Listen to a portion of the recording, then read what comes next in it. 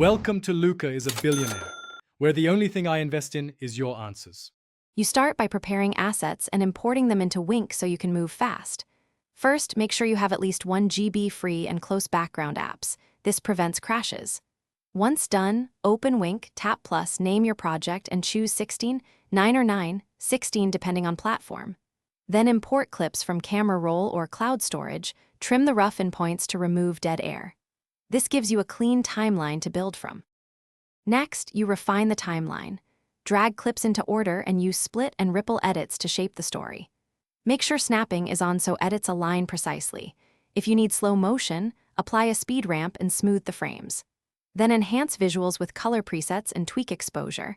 Add keyframes for motion when you want subtle animated repositioning. Don't forget audio. Apply 3-point ducking or normalize levels so voice stays clear against music. Finally, you prepare for export and sharing. Pick a preset like 1080p at 30 FPS or set a custom bitrate for smaller files. Once chosen, preview the entire project to confirm audio mix, captions, and any watermark placement. Export with hardware encoding if your device supports it to speed things up.